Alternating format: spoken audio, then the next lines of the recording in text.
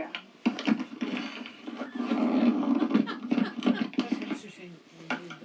So this is the full moon with the sun in Aries. Quiet on the set. And the moon in Libra. Full moon, they're always opposite each other. And I said earlier that tonight, today is April 7th, that there's a full Jupiter, meaning Jupiter opposite the sun. So Jupiter will rise just as the sun is setting, and then the moon is going to rise shortly after that for the next couple nights. But on the full moon, the moon rises right at sunset, and Jupiter will rise just before. I mean, they're only 4 degrees apart on the full moon. So the full moon happens with Jupiter right next to the moon, and we'll see them. We'll see them together. So Jupiter conjunct the moon means very, very full emotion, like high emotion, and also a strong impulse for nurturing, because the moon is about nurturing and mothering and feeding and caring for. And Jupiter is the expansion, so it makes it all the more.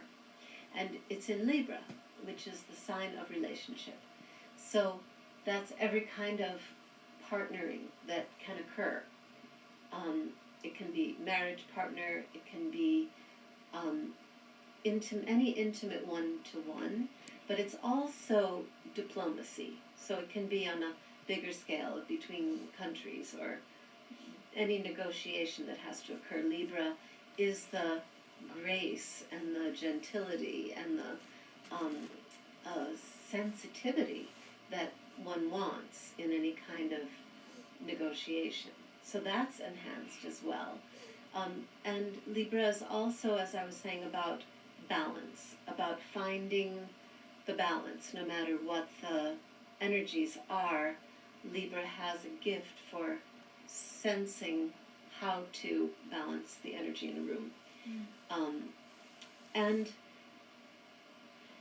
then, it being the full moon, this is opposite the sun in Aries, and the sun will be conjunct Uranus. So, and we've been having Jupiter opposite Uranus, which is this expanded changeability, the wild, unpredictable, out of nowhere kind of energy that has been happening, all winter really. And so this full moon, that connects, lines up with the full moon, the Jupiter-Uranus. So the sun is in Aries, conjunct Uranus, and that is definitely impulsive, definitely just act before you think is what that energy is.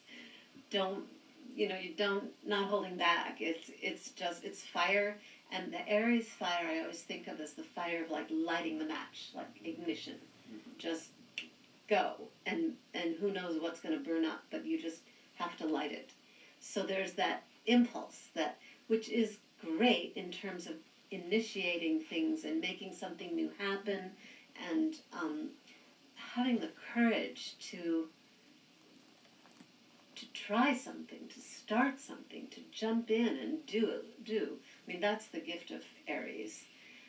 With Uranus there's a real strong impulse to break with tradition, to find a new way, to overthrow the old order, whatever it is, and to liberate. I mean, Uranus's real agenda is freedom and each person's uniqueness. So there's that. So the Aries energy is like me. I'm doing this and I'm going to do it my way and I'm going to just go. And the Libra energy is us, and we're doing this together, and we're finding a way, and we're finding a harmonious way. Libra loves harmony above all else. And so this is what's facing off at this full moon. And then the houses that they're in is all about communication and one's beliefs and philosophy and a kind of overarching worldview. So the Sun Uranus is in the third house, which is the house of communication and networking and making connections and finding language. It's the house of self-expression in that terms of communicating what is going on inside your head.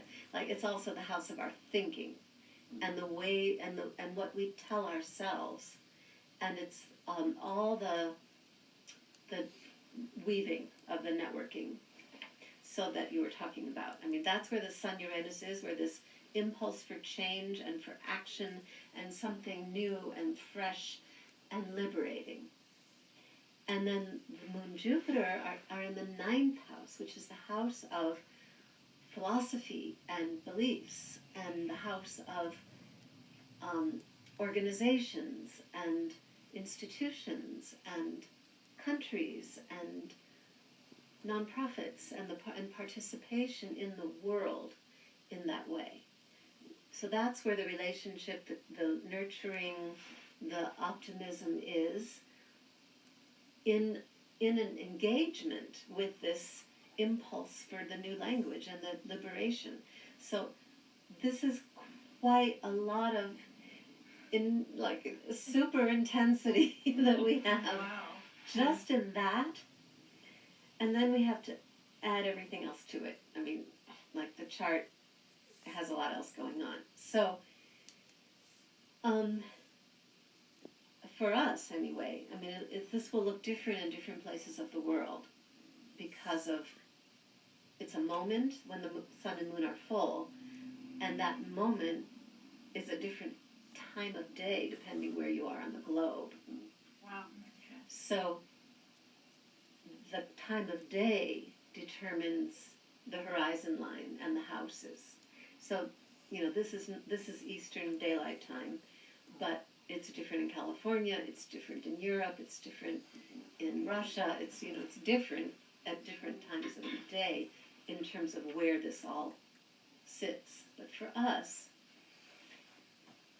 Capricorn is rising. And Capricorn is a sign that really makes order and makes a form for things. So after all this happened, Capricorn can put it into order? Well, it's all simultaneous. At the same time. So it is, yeah. So it knows where it's going. It does know where it's going, and Pluto is conjunct the ascendant. So at this moment of the full moon, we can't see Pluto with the naked eye, but Pluto will be just rising, like right on the horizon at this moment, forming a square, the 90-degree angle, to the full moon and the Jupiter-Uranus. So there's this square coming from Pluto rising in Capricorn. And Pluto's agenda is death and rebirth. It is to destroy what is not viable and allow the fertility of something new to grow. That's its So function. they're squaring the circle of the moon. They're squaring the circle. Right. A perspective at that moment. Pluto is squaring it, right. And the horizon line is squaring it. So east-west, that horizon line is in a square to that full moon, Jupiter-Uranus. So this adds, we've been dealing with this Pluto-Uranus square for the last, I think it's like 4 years now. It's been quite a while. And it's almost over. I mean, in fact, it's not exact, and it won't be anymore because Uranus moves faster. So we're moving out of that pattern. But this is like the last hurrah of that pattern, and it's really amplified. So the Pluto has been trying to bring about this really letting go of the old order, the systems that don't work, that have been so entrenched and holding on for dear life, and to allow something new chaos that we're seeing, I feel is, in a crazy way. I mean, it's like, what? No, not possible. This can't be. Like, we just keep on saying those things. There's nothing else going on. It's like, and I think that it's just a big shake-up, and out of that shaking up, there is space for something new to emerge, and our intention can really shape the constellating of the molecules. And so I think that's the thing, that everybody's, this period, what we're seeing is that every individual is saying, that's not what I want, I believe in this. And people are banding, like saying, I believe in that too. And we're going to go out in the street and say we believe. I mean, it's such an extraordinary time of people. And it's all over the world. It's all over the world. It's a decision. It's the decision commitment, and that's the intention. Like, that's the yes. Because of Saturn, the word commitment comes in because it's more solid. Right. So Saturn is forming a trine, which it has been the last couple of months, to the Uranus, and the sextile to the Jupiter. So that's like the Jupiter and Uranus are opposite, and Saturn makes this 120 to the Uranus, which is harmonious flowing angle, and that has been a stabilizing factor, and that is the commitment. That is like, I take this seriously. This is not, I can't be apathetic anymore. I take this seriously. And I do want change, but I don't want that change. It's like that kind of, that sense of, the decision. So Saturn is making the trine to the Sun Uranus at this full moon, and the sextile to the Moon Jupiter. Though it's wide to the Jupiter because Jupiter's retrograde now. No, Jupiter's not. Wait, Jupiter's is retrograde, right? Yeah, and then the other thing that happens, I think, I don't know which day, I could look it up, but very soon is Mercury's going retrograde. And it will be retrograde on the full moon.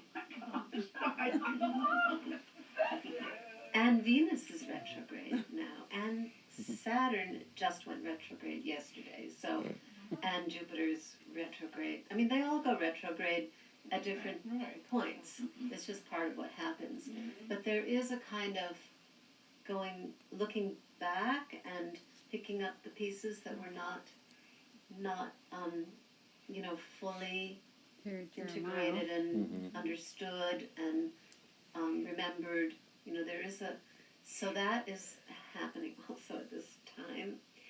And Saturn is forming a grand trine with the Mercury and the North Node for the full moon, which gives a purpose.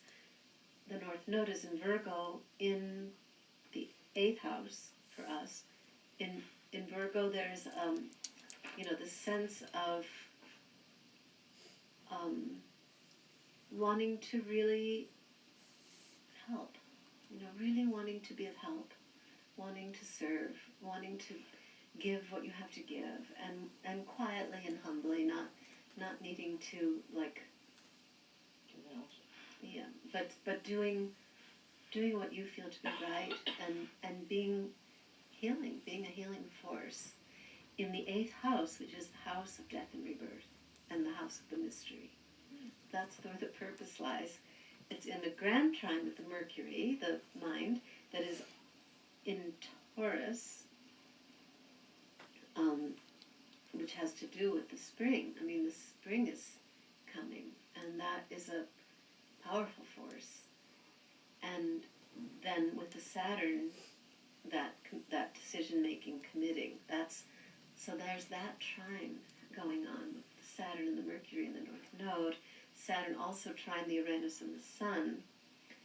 Pluto square the Uranus and the Sun, and the Jupiter and the Moon.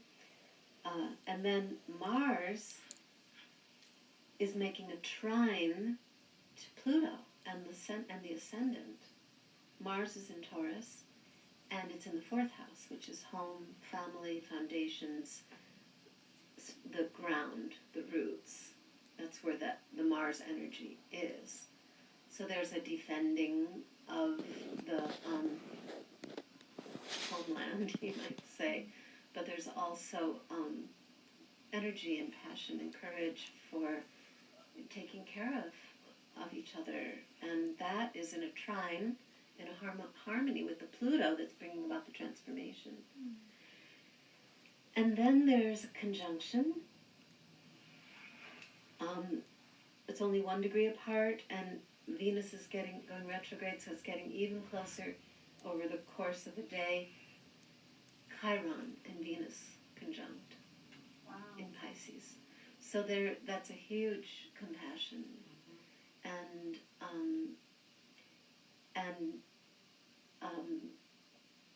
that makes me think of the sufferings of the refugees, for instance, and really acknowledging it and opening the heart. And then Saturn is in a square exactly to that Chiron and Venus. So Saturn, the decision making, we are facing the suffering that is going on and making a decision to bring healing. I mean, that is another piece of this. What do I call that? Like a challenge, I'll say, of this time. So, so all of that, and then the last thing is that Neptune,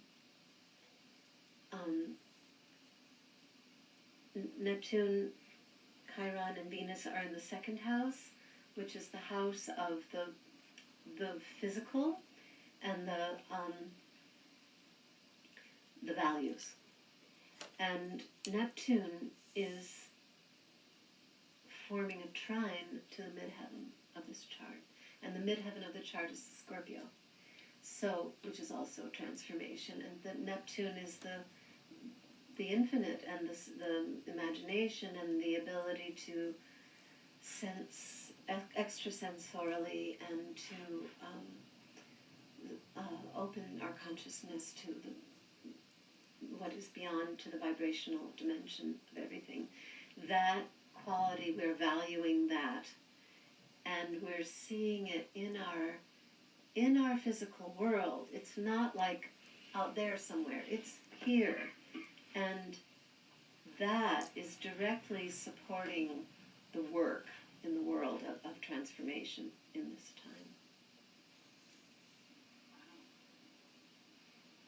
It's a good thing we walk folded. Good thing what? We walk folded. Was walk folded. There's so much in that chart. I Yeah. know. Yeah, to be able to put one foot in front of the other with all of that going on. Right, Yeah, right, it requires all of that. right. All of the folding. So our energy fields are picking this up, and we don't necessarily have language for it. I mean, we do, but it takes so much to say it. But we are continually integrating these vibrations and allowing them to work on us and help us along in our evolution. No, we're done. You can. And this is a moment, like this is one moment. Wow, amazing.